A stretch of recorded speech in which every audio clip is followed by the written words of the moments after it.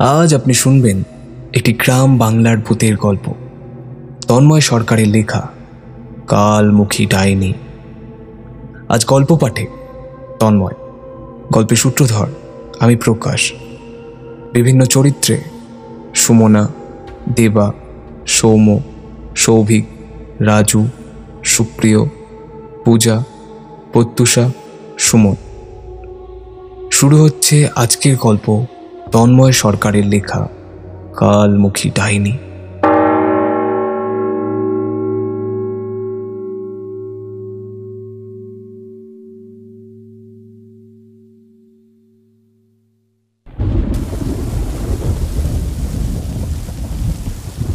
কি রে তারা, তোর মেয়েটা কোথায় গেল? সেই দুপুর থেকে দেখা নেই। ও তো বাড়িতেই ছিল, এই একটু আগে কোথায় যেন গেল। রাত 8টা বাজে আর এইরকম ঝড় বৃষ্টি হচ্ছে, ও গেল কোথায়? আর তুই ওকে যেতে দিলি কেন? আসলে ও এত জেদাজেদি করছিল। কোন দিকে গিয়েছে বল আমাকে। ও বলল ভাঙা পুলের মাঠে যাচ্ছি। আমি বললাম কি করতে, তা ও আমাকে বলল এমনি, আর তো কিছু বলল না। তুই ওখানে যেতে দিলি কেন? ভাঙা পোলের মাঠে 5 দিন আগে কি হয়েছে মনে নেই? এখন যদি মেয়েটা ওর শিকার হয় তখন কি হবে? চল চল চল, আর দেরি করিস না। ওই দেখো আমাদের মেয়ে চলে এসেছে। রূপা, মা তুই কোথায় গিয়েছিলিস? তোর বাবা চিন্তায় পাগল হয়ে যাচ্ছিল। কোথায় ছিলিস তুই? কি রে, কথা বলছিস না কেন? মা কি জিজ্ঞাসা করছে, তার উত্তর দে। এই ঝড় বৃষ্টির মধ্যে কোথায় গিয়েছিলিস? মা, মা, বাবা, আমাকে না ও ডাকছিল, খুব জোরে জোরে ডাকছিল। আমি যেতে চাইনি। আমাকে যেন চুলের মুঠি ধরে টানতে টানতে নিয়ে গেল। কে নিয়ে গেল? তুই কি সব বলছিস মা? কে তোকে নিয়ে গেল? ও বলল ওর নাম কালমুখী। কালমুখী? সে আবার কে? আমি চিনি না। রূপা, রূপা, তোর কি হলো? আমার কি হয়েছে তোর? আরে কি, ওই দেখো ওর মুখ দেখে পেরিক পাথরের টুকরো গোল গোল করে বেরোচ্ছে। কি হলো আমার মেয়ের? তুমি কিছু বলছো না কেন রূপা?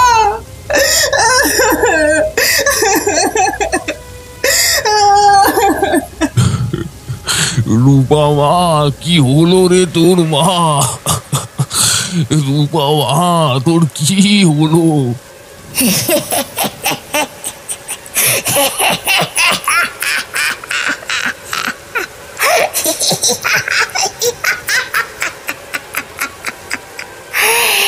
আর কিছুদিন পর এই শরীর আমার আর কোনো কাজে আসবে না, ছেড়ে দেব এই দেহ।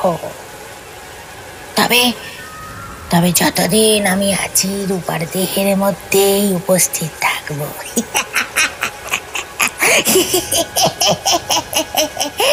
করে নে, যা পারিস করে নে, করে নে, করে নে। ডেকে নিয়ে আয়, ও যা তান্ত্রিক যা আছে, যেখানে যা আছে সবাইকে ডেকে নিয়ে আয়, ডেকে নিয়ে আয়।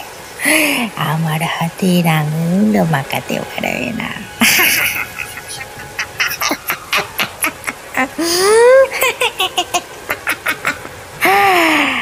আমার নাম কালমুখী।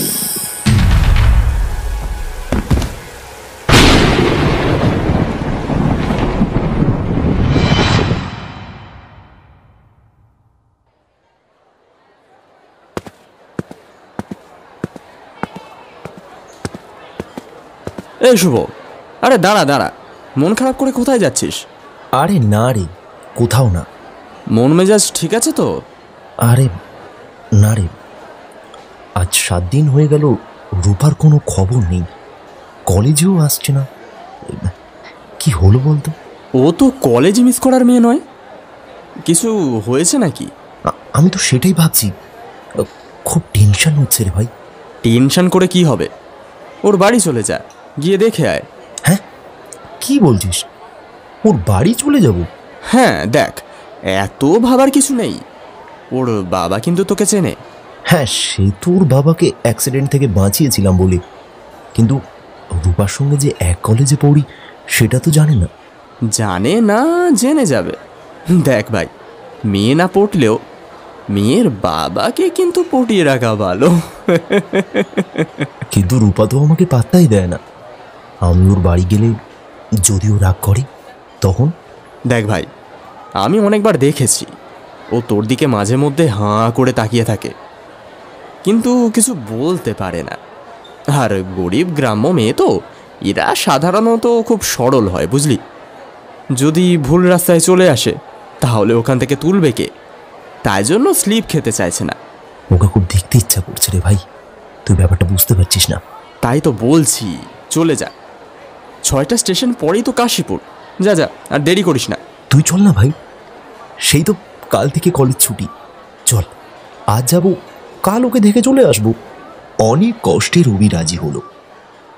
বাড়িতে সেই রকম কাউকে কিছুই বলিনি, বলার দরকারও পড়ে না। ছোটবেলায় মাকে হারিয়েছি, আর বাবা প্রায় 4 বছর হচ্ছে তার সাথে কথা হয় না। সে বলতে চায়, তবে আমি বলতে চাই না। এটা আমার ইগো হতে পারে, তবে আমি সব সময় এটা ভাবি আমার মায়ের মৃত্যুর জন্য তিনি দায়ী। আজ মায়ের কথা বড় মনে পড়ছে।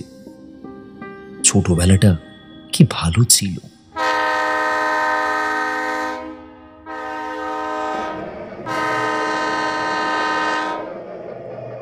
রবির একটা স্বভাব আছে, ট্রেনে বসলেই সে ঘুমাবে।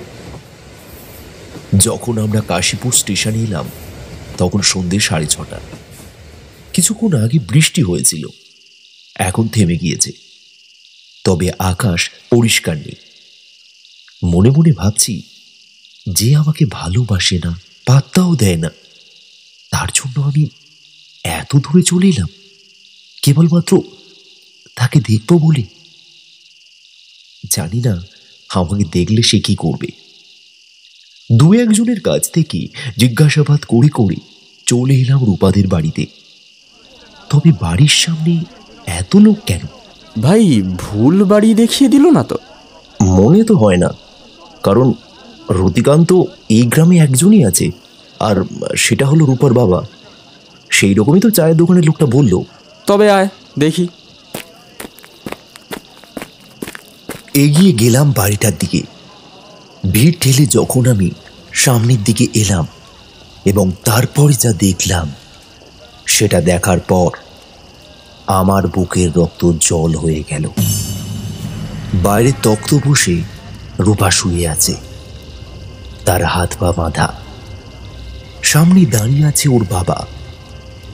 আরেকটি লোক রূপার সামনে দাঁড়িয়ে মন্ত্র পাঠ করছেন।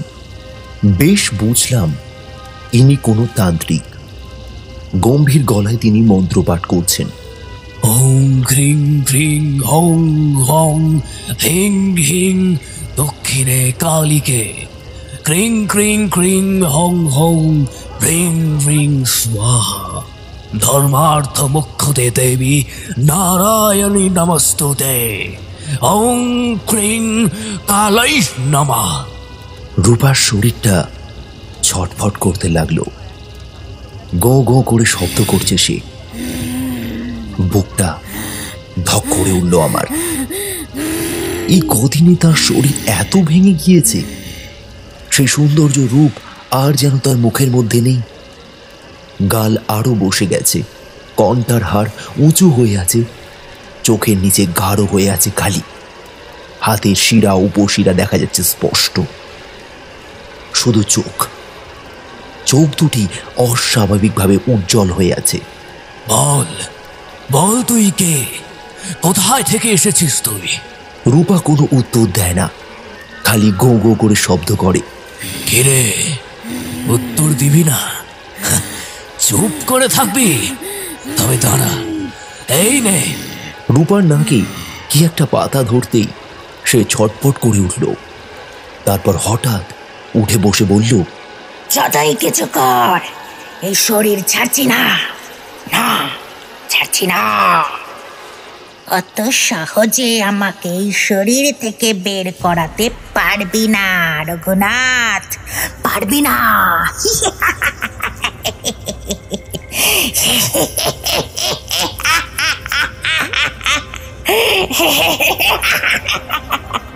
সবাই অবাক হয়ে তাকিয়ে থাকে এবং বলা বলি করে, রূপার কণ্ঠ বদলে গেল কি করে? হ্যাঁ ঠিকই তো, এ তো রূপার কণ্ঠ নয়।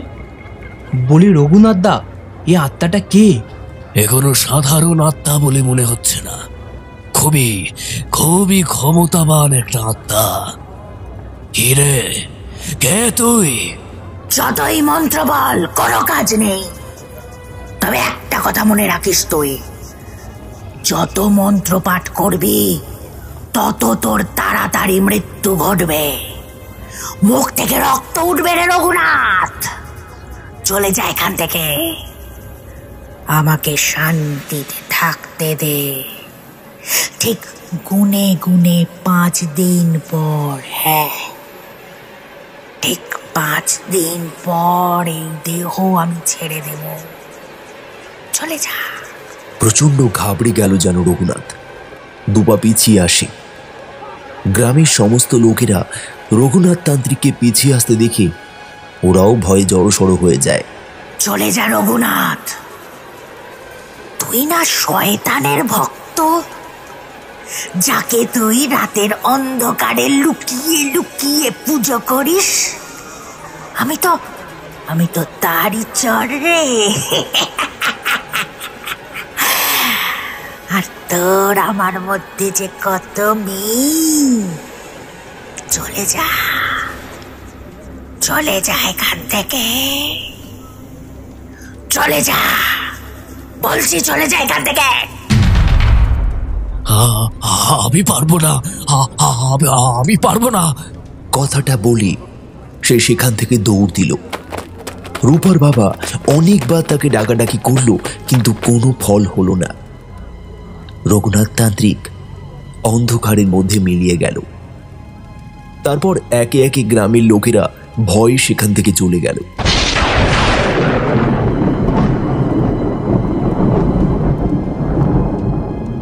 হঠাৎ ভয়ানক বাজ পড়ল। রূপা খিলখিল করে হাসতে হাসতে শরীরটা এলিয়ে দিল বিছানার উপরে। আমাকে শান্তি দে রে শয়তান। আর কিছুদিন পর আরো একটা বলি হবে, নর বলি।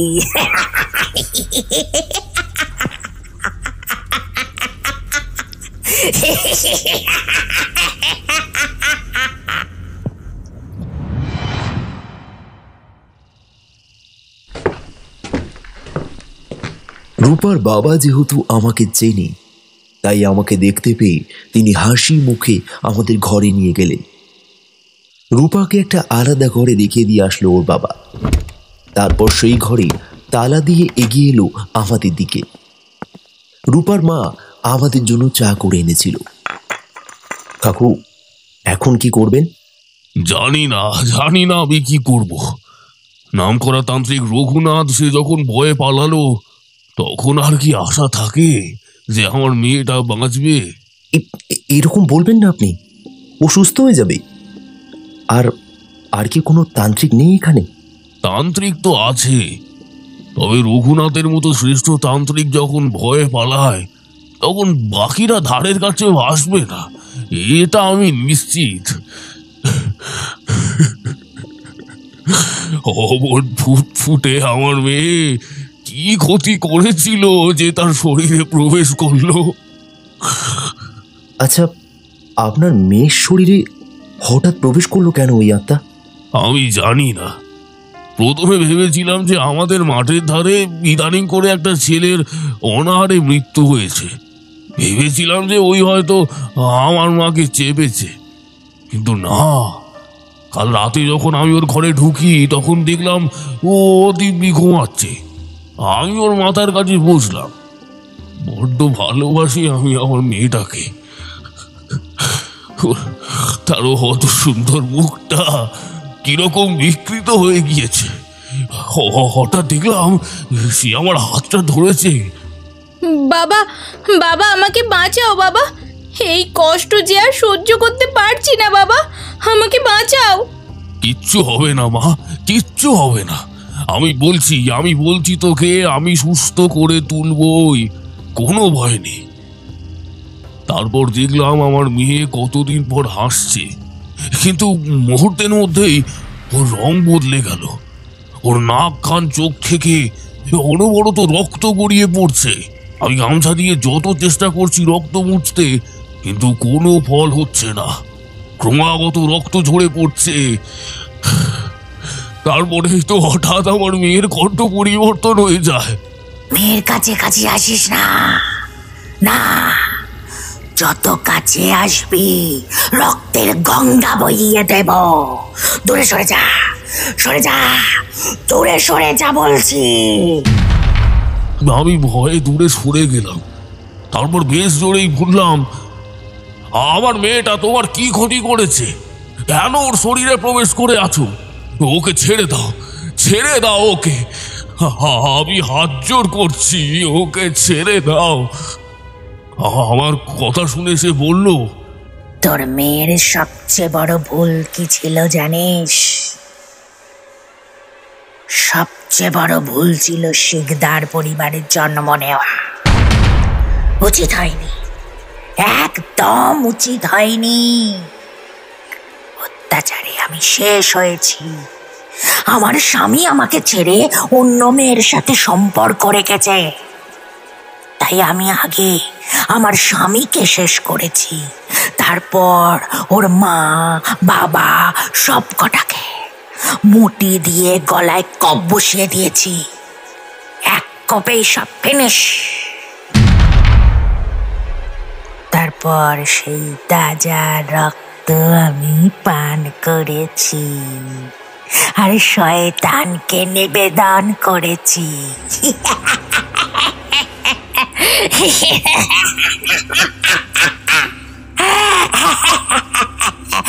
বলতে পারিস আমি এক ধরনের পাপিষ্ঠ, মহাপাপিষ্ঠ।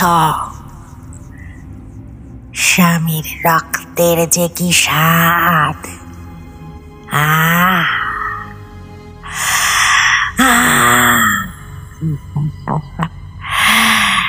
শান্তি, শান্তি। এতে আমার মেয়ের কি দোষ? ওর শরীরে কেন এলে? বললাম না এই পরিবারে জন্ম নেওয়া উচিত হয়নি। শিকদার পরিবারে আর কিছু জন জীবিত আরো হবে। তোর রাবণের গোষ্ঠীর একাই শেষ করেছি আমি। এই কালমুখী ডাইনি, এবার তোর মেয়ের পালা। তুমি বিশ্বাস করো, ও আমাদের পরিবারকে যে কেন মারছে আমি তা নিজেও জানি না। উপরন্তু বুঝতেও পারছি না যে এ কে, কি ওর পরিচয়। আপনি আপনার বাবাকে জিজ্ঞাসা করেননি? বাবা নেই, মারা গিয়েছে। ও আচ্ছা আচ্ছা, আপনার মাকে? মাও নেই, মারা গিয়েছে। সেই সময় আমাদের পরিবারের যেন কোন এক অভিশাপ এসে লেগেছিল। একে একে সব মরে গিয়েছে। আমার কাকা ভরত শিকদার আমাকে নিয়ে চলে আসে এই রঘুনাথপুর গ্রামে। তখন আমার বয়স 15 ছিল। সেই থেকেই আমি এখানে মানুষ। দরজা খোলো বাবা, দরজা খোলো বাবা, দরজা খোলো না।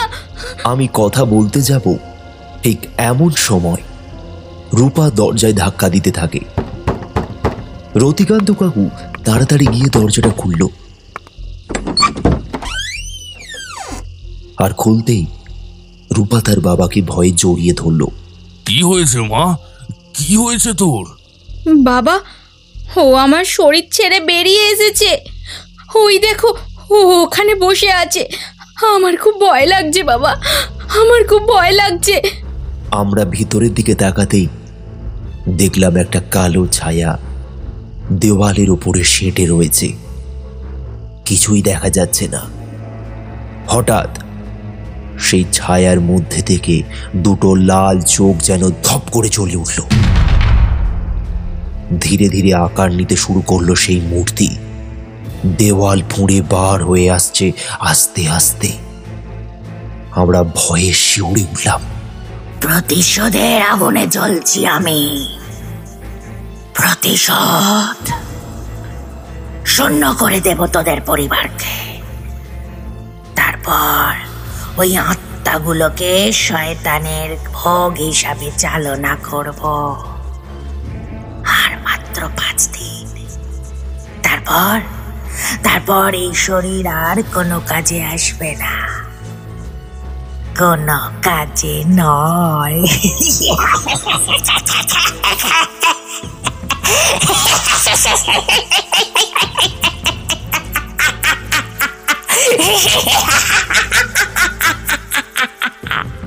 বলতে বলতে সে যেন কালো ঝড়ের মতন এগিয়ে আসলো রূপার দিকে।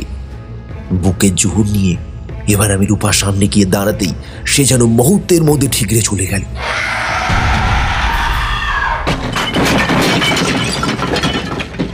এবং প্রচন্ড জোরে চিৎকার করে দেওয়ালে সেটে গেল।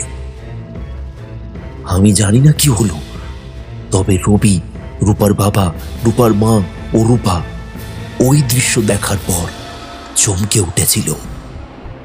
সেই ছায়া মূর্তি নিমেষে দেওয়াল ফুঁড়ে বেরিয়ে এলো এবং খোনা গলায় বলল, হেই, কে তুই ভাবিস না? আমার কাছে বাধা দিচ্ছিস? ভুলে গেলি রঘুনাথ তান্ত্রিক কেমন আমায় ভয়ে পালিয়ে গেছিল? কে তুই? কে তুই? কোনো কথা বলার অবস্থাতে আমি ছিলাম না। খালি আমি এটাই ভাবছি যে আমার মধ্যে কি এমন শক্তি ছিল যে যার জন্য ওই ছায়া মূর্তি ছিটকে চলে গেল। তখন আমার মনের মধ্যে এক অদ্ভুত সাহস চলে এসেছিল। আমি ঘরের মধ্যে প্রবেশ করলাম। সাথে সাথে সেই ছায়া মূর্তি চিৎকার করে উঠল, তুই ভুল করছিস তুই। আমি চাই না, আমি চাই না কোনো অন্য পরিবারের ছেলেকে হত্যা করতে। এটা শয়তানের বিধান নয়। চলে যা এখান থেকে, চলে যা। কথাটা বলতে বলতে সে নিজেই যেন কোথায় উধাও হয়ে গেল।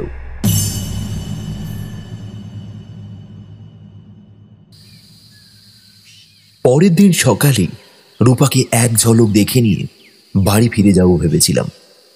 তার কারণ রূপা আমার সাথে কথাও বলছে না, আমার দিকে ফিরেও তাকাচ্ছে না।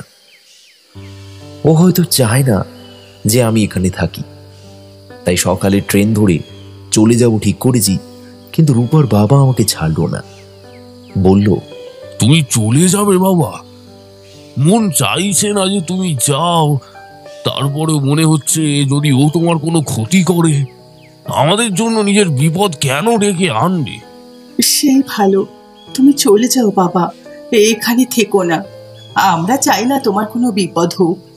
ওকে যদি একজন বলে যে এখানে থেকে যেতে, ও কিন্তু চিরকাল থেকে যাবে কাকিমা। মানে? না, কিছু নয়।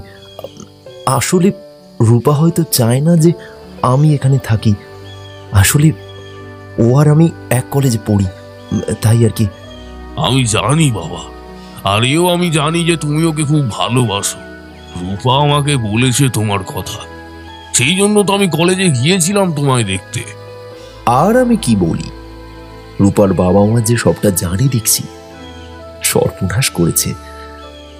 রূপার ঘরে যখন রূপার মা গেল, তখন হঠাৎ কি একটা জিনিস দেখে রূপার মা হাঁক দিল, শুনছো?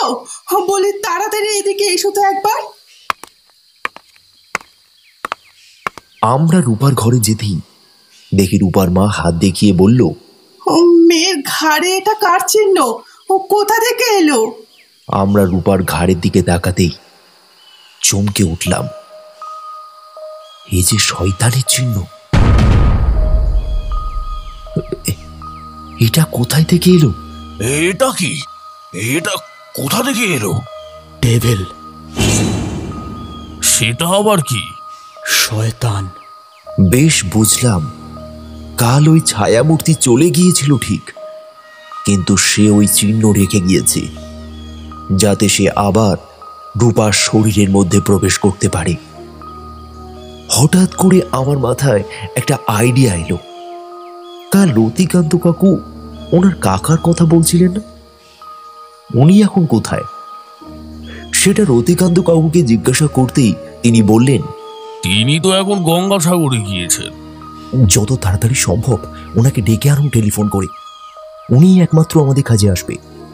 এই শিকদার পরিবারে উনিই একমাত্র সিনিয়র যে কিনা এখনো জীবিত আছে। ওনাকে খুব প্রয়োজন কাকু। তখনই রতিকান্ত কাকু পাড়ার মোড়ে গিয়ে ভরত শিকদারকে ফোন করল এবং তাকে ফিরে আসার জন্য তাড়া দিল। সেদিন দুপুরে রূপা অঝরে বমি করতে লাগলো এবং সেই বমির মধ্যে থেকে পেরেক ও ছোট ছোট পাথর মাটিতে পড়তে লাগলো। যত দিন যাচ্ছে রূপার শরীর শুকিয়ে যাচ্ছে। দেখলে মনে হবে শরীরে কোনো রক্ত নেই, ছিপড়ে হয়ে গিয়েছে দেহটা। এই অবস্থাতে ওকে ছেড়ে চলে যেতে মন চাইল না। হাজার হোক আমি ওকে, না থাক, বারবার এক কথা বলবো না।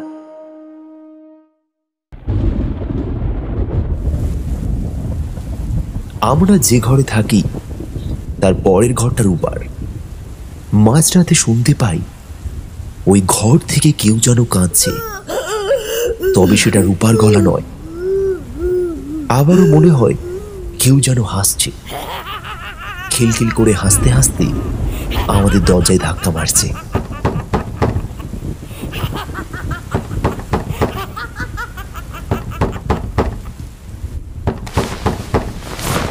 আমি বিছানা থেকে নেমে উঠে গিয়ে দরজাটা খুলতেই দেখি কেউ নেই।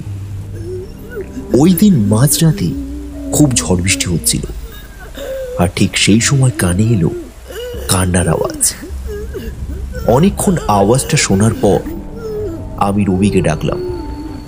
সেও আওয়াজটা শুনেছে, তবে ভয়ের চোটে চুপচাপ শুয়েছিল। আমি ডাকতেই সে লাফিয়ে উঠল। কে? চুপ, একদম চুপ। ভাই তুই কবে বাড়ি যাবি বলতো? এই হন্টেড বাড়িতে আমি আর পারছি না। বাড়িতে একটা ফোন করে বলেছিলাম আর চলে যাব, তুই আজও যেতে দিলি না। এখন ঘুমোতেও পারছি না। এই এই এই কে কাঁদছে বলতো? ওটাই তো দেখতে হবে। টেবিলে টর্চ লাইট আছে, ওটা তাড়াতাড়ি নেই।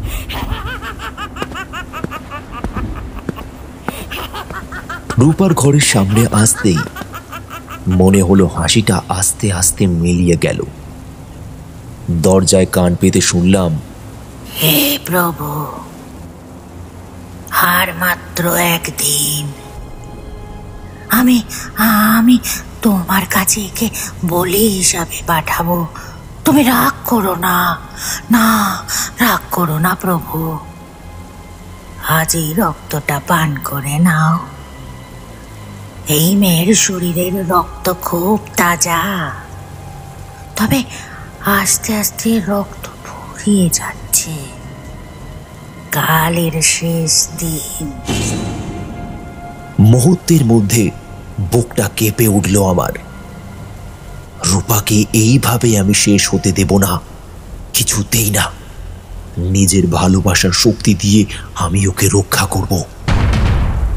হে শয়তান, হে গুরু আমার, আমাকে ক্ষমতা দাও, ক্ষমতা দাও, আরো অনেক অনেক ক্ষমতা দাও।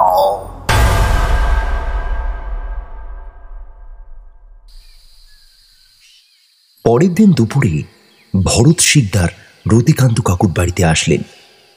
রতিকান্ত কাকুর মুখ থেকে সমস্ত কথা শুনে ভরত শিকদার যেন কেঁপে উঠেছিলেন। যা সন্দেহ করেছিলাম তাই হয়েছে। মানে? কালমুখী নাম এর আগেও আমি আমার দাদার মুখে শুনেছি। এমনি শিকদার পরিবারের মানুষ প্রায় শেষের মুখে পড়ে রয়েছে, খালি এই কজনই আমরা আছি।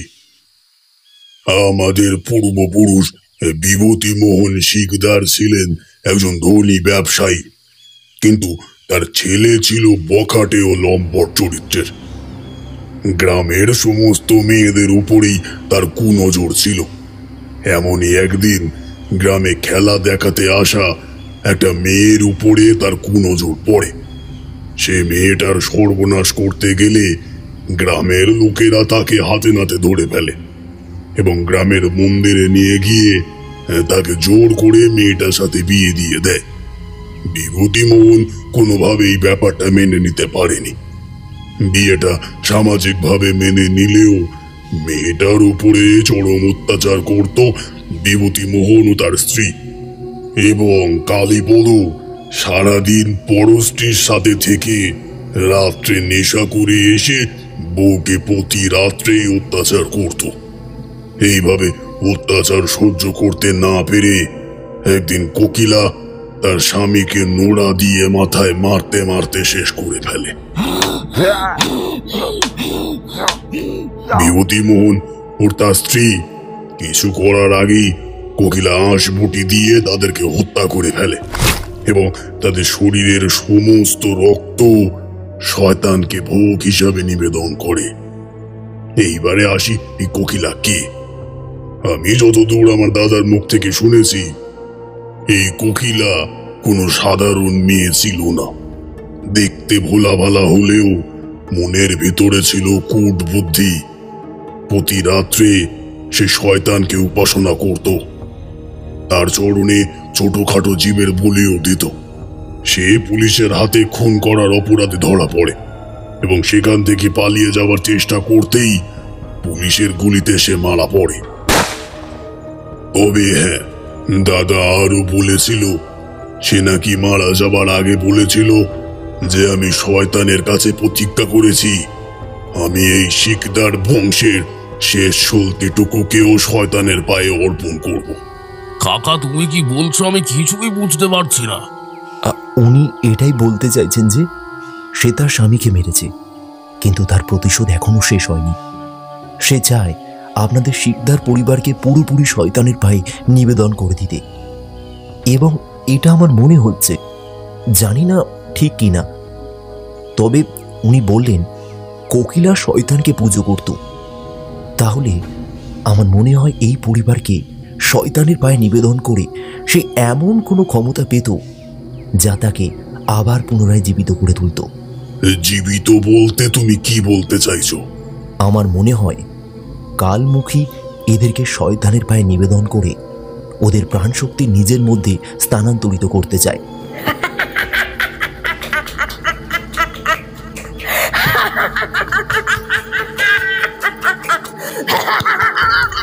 হঠাৎ পিছন থেকে একটা হাসি তীব্র শব্দ শোনা যায়। আমরা পিছন ফিরে দেখলাম রূপা দরজার সামনে এসে দাঁড়িয়েছে। ভরত শিকদার রূপার ওই বিকৃত রূপ দেখে চেয়ার ছেড়ে উঠে দাঁড়ালেন। চুক্তি চলছে, চুক্তি। আর এই বেটা তোকে বলছি, এই বেটা তোকে বলছি রে, তুই কি গণৎকার নাকি? এরকম সঠিক কথা বললি কি করে? হ্যাঁ, তুই কে? কে তুই? আমার পাশ থেকে রবি হঠাৎ বুকের সাহস নিয়ে বলল, ও একজন ব্রাহ্মণ পরিবারের সন্তান। ওর বাবার নাম ধীরেন চক্রবর্তী। ওকে ছোঁয়া তো দূরের কথা, তুমি ওর গায়ের কাছেও আসতে পারবে না। তার কারণ ওর জামার ভিতরে থাকা পইতে। হঠাৎ কালমুখী রাগের চোটে লম্বা হাত বাড়িয়ে রবির গলাটা ধরতে যাবে, আর ঠিক সেই সময় আমি ছুটে গিয়ে ওর সামনে দাঁড়িয়ে পড়ি। কালমুখীর হাতটা আমার গায়ে লাগতেই ওর সারা শরীরে যেন বিদ্যুৎ খেলে গেল। সোজা গিয়ে ছিটকে পড়ল টেবিলের ওপরে।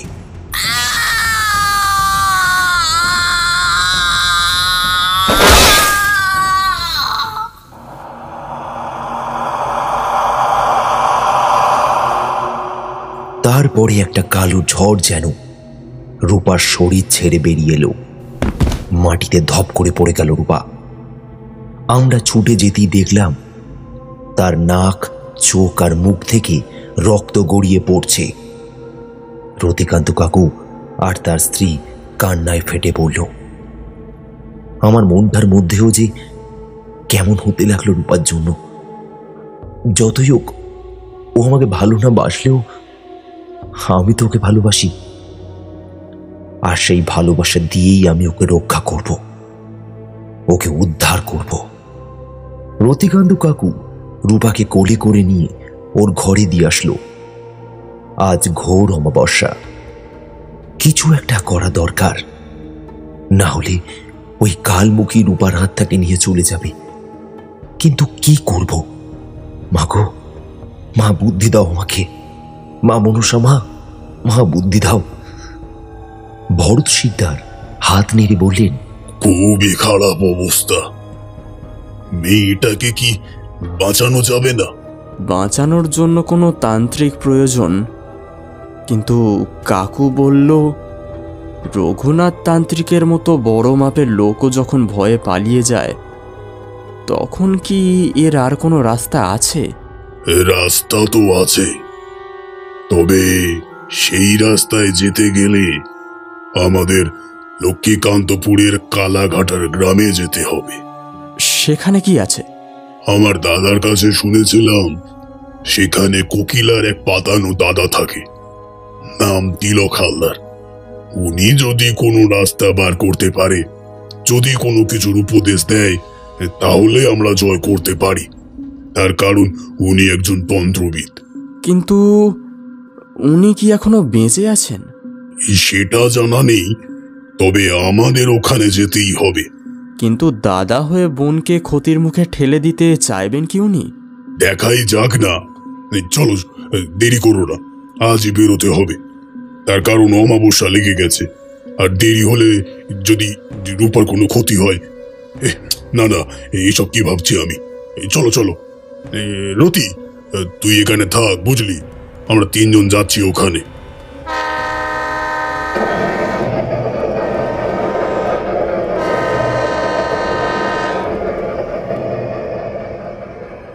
যখন আমরা ট্রেনে করে লক্ষ্মীকান্তপুর স্টেশনে এলাম, তখন ঘড়ির কাঁটায় রাত 9টা।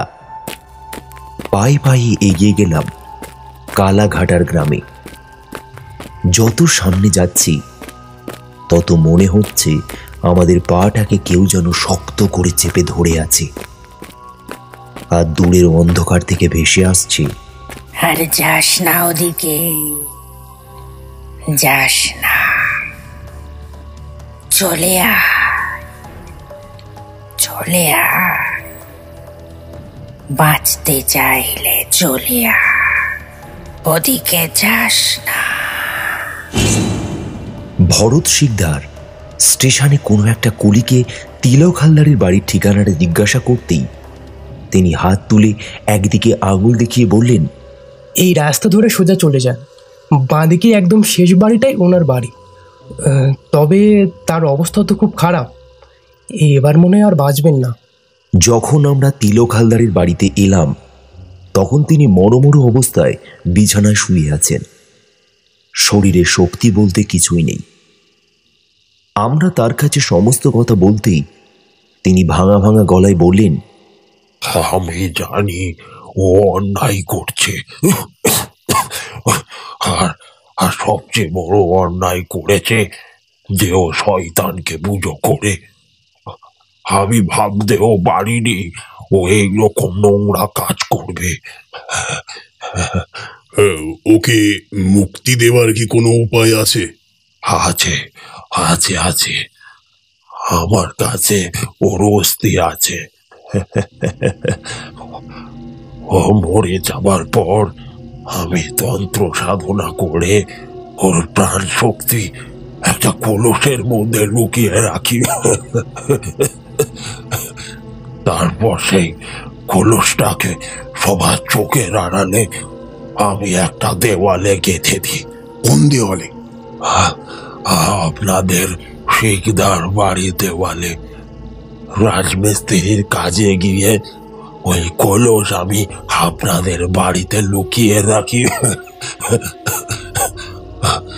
একটা দেওয়ালে গেঁথে দিই। অবাক হয়ে যায় ভরত শিকদার।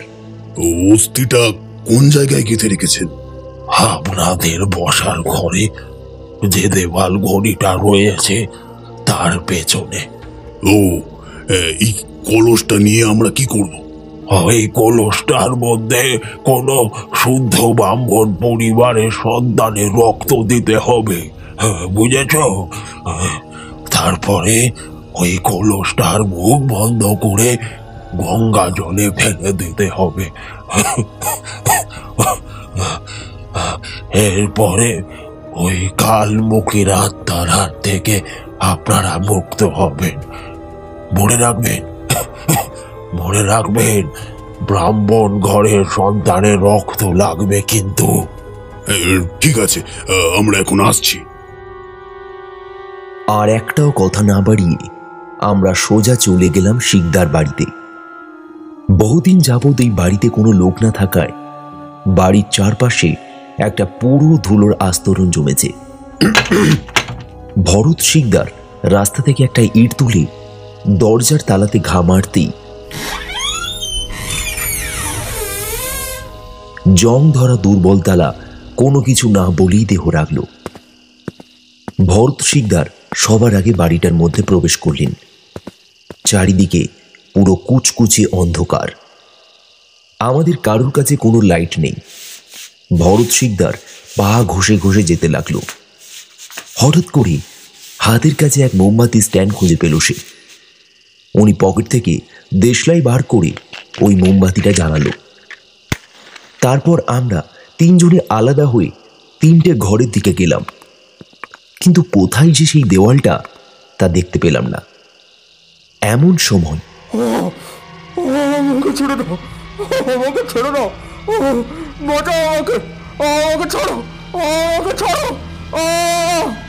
কানে আসলো রবির গলার আওয়াজ। আমি ভয়ানক ঘাবড়ে গেলাম। ছুটে যেতেই দেখলাম রবি সিলিং এর উপরে উল্টো হয়ে ঝুলছে, আর ঠিক তার পিছনে সেই দেওয়াল ঘড়িটা।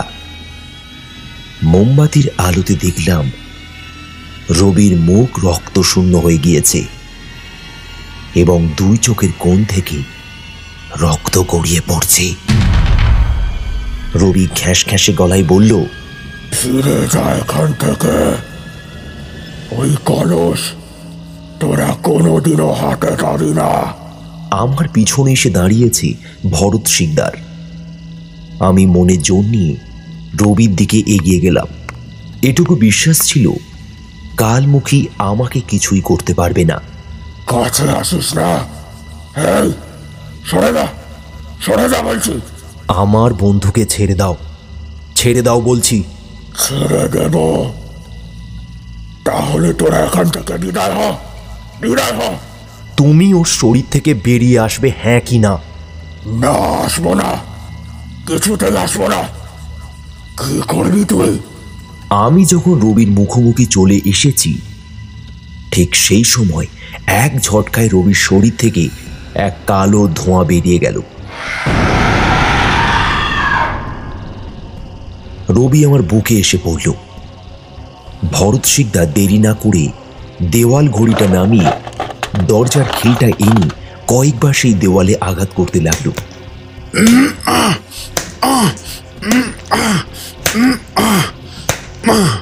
সেই সময় রবির জ্ঞানও ফিরে এলো।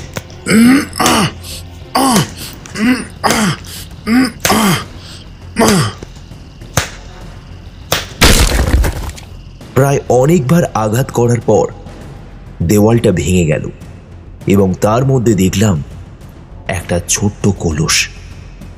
সেটা হাতে নিয়ে ভরত শিকদার আমাদের দিকে ফিরে বলল, পেয়েছি পেয়েছি, চলো এবার এখান থেকে বেরোতে হবে।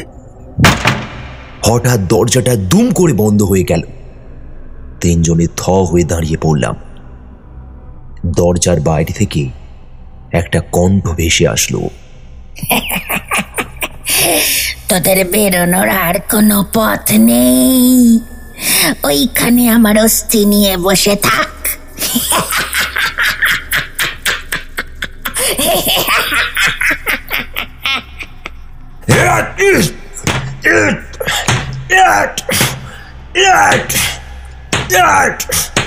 আমি দরজা ভাঙার চেষ্টা করলাম ওই খিলটা দিয়ে।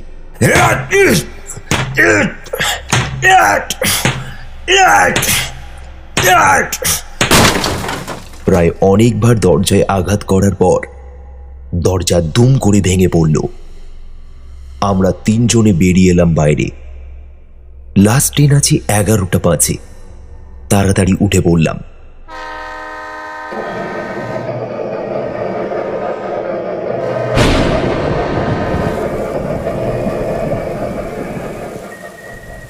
হঠাৎ চারিদিকের আবহাওয়া পরিবর্তন ঘটল।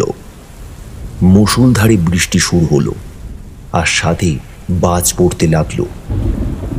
আমরা যখন রতিকান্ত কাকুর বাড়িতে এলাম তখন দেখলাম রূপার শরীর একেবারে অলস হয়ে গিয়েছে, শরীরে কোনো বল নেই। তাড়াতাড়ি আমাদের চোরাকাটা শ্মশানে যেতে হবে। মাঝিকে বলে একদম মাঝ সমুদ্রে গিয়ে এই কলসটা ফেলে দিয়ে আসবো। রতি, তুই তোর মেয়ের খেয়াল রাখ, ওর কাছেই থাক। আহা তারা, কাঁদিস না, ঠিক হয়ে যাবে, কোনো চিন্তা করিস না। আমরা তিনজনই রাত 12:30 নাগাদ চোরাকাটার শ্মশানে এলাম। কিন্তু অত রাতে কি আর কোনো মাঝি থাকবে, তাও এই ঝড়ঝলে? আমি নৌকার দাঁড় ঠেলবো, চলো। ওই যে নৌকা দেখতে পেয়েছি।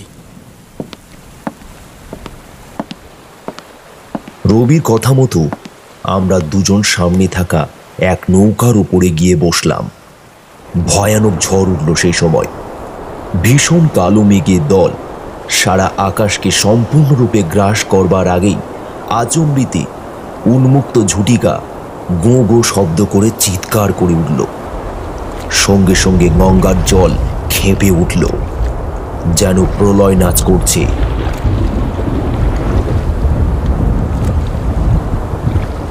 বাজের গর্জনে, তরঙ্গের কোলাহলে কানে কিছুই শোনা যাচ্ছে না। ঝড়ের গতিতে নৌকা যে কোন দিকে যাচ্ছে তা বোঝার উপায় নেই। অতি কষ্টে দাঁড় ধরে আছে রবি। হঠাৎ ভয়ানক এক বাজ পড়ল, আর ঠিক তারপরেই জলোচ্ছ্বাসের শব্দ। আমরা সেই দিকে তাকাতেই বুকের রক্ত জল হয়ে গেল। দেখলাম এক বিভৎস নারী মূর্তি জলের তলা দিয়ে উঠে আসছে। উজ্জ্বল জ্বলন্ত লাল ভাঁটার মতন দুটো চোখ। সে তার ফ্যাকাশে রক্তশূন্য হাত ভরত শিকদারের দিকে বাড়িয়ে দেয় এবং তার গলাটা চেপে ধরে। ওই কলস দে আমাকে, দে দে বলছি, না হলে ওই মাঝ সমুদ্রে আমি তোকে ছুঁড়ে ফেলে দেবো। দে তাড়াতাড়ি দে। আমি উঠে ওনাকে বাঁচাতে যাব, কিন্তু হঠাৎ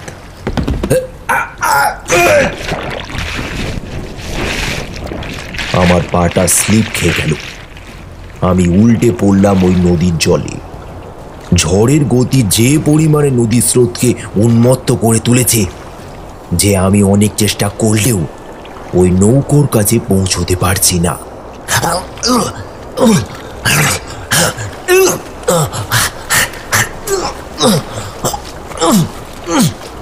এদিকে দেখলাম ভরত শিকদারের গলাটা ধরে প্রায় উঁচুতে তুলেছে, আর সেই সাথে রবিকেও লম্বা হাত দিয়ে তার গলাটা ধরে ছুঁড়ে নদীর জলে ফেলে দিয়েছে। রবি সাঁতার কাটতে পারে না, ও ক্রমাগত নদীর জল খেতে শুরু করলো।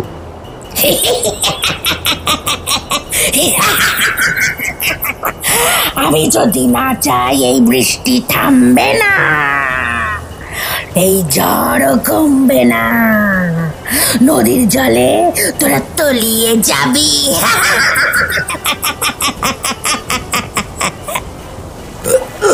রবি,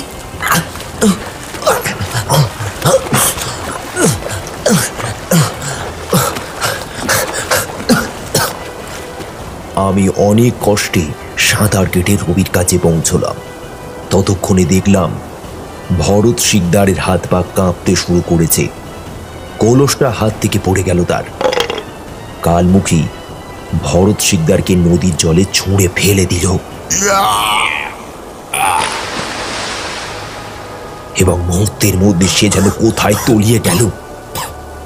অতি কষ্টে আমি আর রবি নদীর জল খেতে খেতে নৌকায় উঠলাম।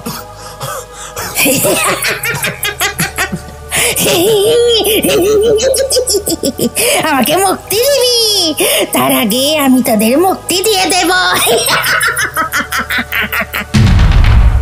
ঝড়ের গতিতে নৌকা উল্টে যাবার উপক্রম। হঠাৎ আমার মাথায় একটা আইডিয়া খেলে গেল। রবিকে আস্তে আস্তে কালমুখীর দিকে ঠেলে দিতেই ওর চোখ আমার থেকে সরে গিয়ে রবির দিকে পড়ল। আর ঠিক সেই সময় ওই কলসটা আমি হাতে করে তুলে নিলাম। আমার বাবা একবার বলেছিল, তোর দাঁতের জোর যা, তুই মানুষের মাংস ছিঁড়ে খেয়ে নিতে পারবি। আজ হয়তো আমার দাঁতটা সবচেয়ে বেশি কাজে লাগবে।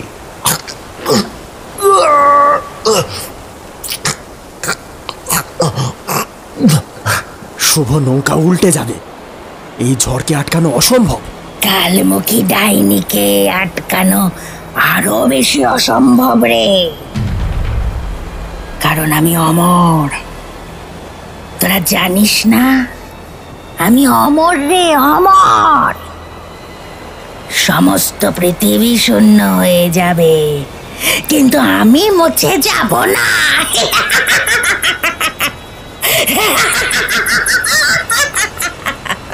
হাত থেকে ঝরঝর করে রক্ত পড়তে লাগলো আমার। কলসের মুখ খুলে তার মধ্যে রক্ত দিলাম। তারপর কলসের মুখটা ভালো করে বন্ধ করে দিলাম। কালমুখী একটু একটু করে আমার দিকে এগিয়ে আসছে। এবার রবি ভয়ে আমার পিছনে এসে দাঁড়ালো। কালমুখী একদম আমার মুখের সামনে এসে বলল, আমি তোর রূপাকে আমার সাথে করে নিয়ে চলে যাব, তোর কোনো ক্ষমতা নেই আমাকে আটকাবার। আছে, ক্ষমতা আছে। আমি যদি কোনো সৎ সজ্জন পরিবারের ব্রাহ্মণ হয়ে থাকি, আমার বাবা 3 বেলা পুজো আর্চা করে থাকেন, তবে আমার এই রক্ত তোর অস্থিকে শেষ করে দেবে। আসুন, ভালোবাসার চেয়ে বড় শক্তি আর কিছুই নেই। ভালোবাসা হলো সবচেয়ে বড় উপহার যা ভগবান দিয়েছে। কালমুখী যেন ভয়ানক ঘাবড়ে গেল। আর ঠিক সেই সময়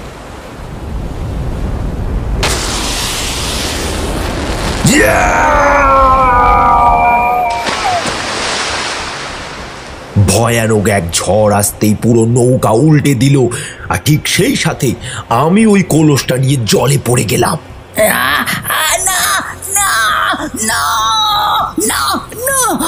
কিছুতেই না, কিছুতেই না, আমি অমর, আমি অমর না।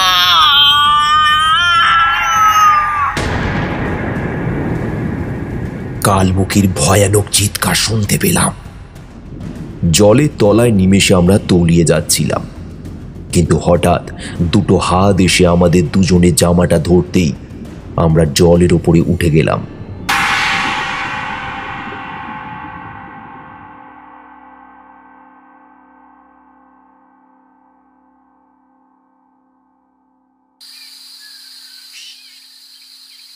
তারপর আর কিছু মনে নেই। চোখ যখন খুলল তখন দেখি বিছানার উপরে শুয়ে আছি। মুহূর্তের মধ্যে সেই কথাগুলো মনে পড়তেই হুড়োহুড়ি করে উঠতে যাব, এমন সময় কে যেন বলল, এই একদম না, শুয়ে থাক, আমি যাচ্ছি। রূপার গলা না? আমি কি স্বপ্ন দেখছি না সত্যি? মাথা উঁচু করে দেখি রূপা আমার কাছেই আসছে। দেখছিস কি? চুপ করে শুয়ে থাক, একদম উঠবি না। তোর হাতের অনেকটা চামড়া উঠে গিয়েছে, কত রক্ত বার হয়েছে। একদম শুয়ে থাক। কি হলো, হাঁ করে দেখছিস কি? শুয়ে পড়।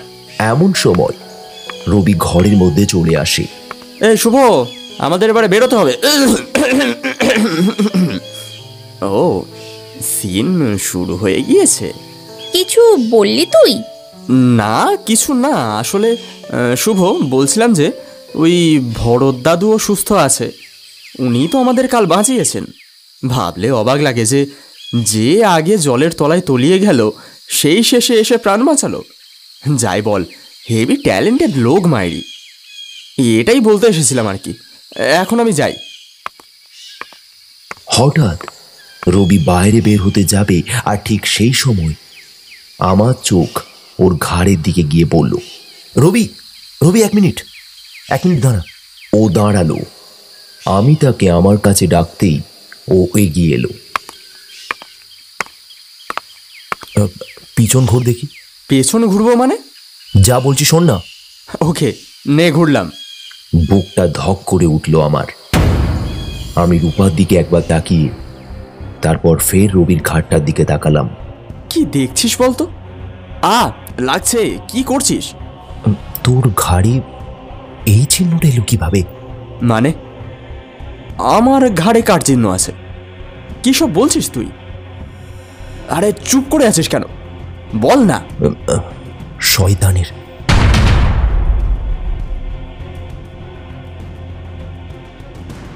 শুনছিলেন আজকের গল্প তন্ময় সরকারের লেখা কালমুখী ডাইনি।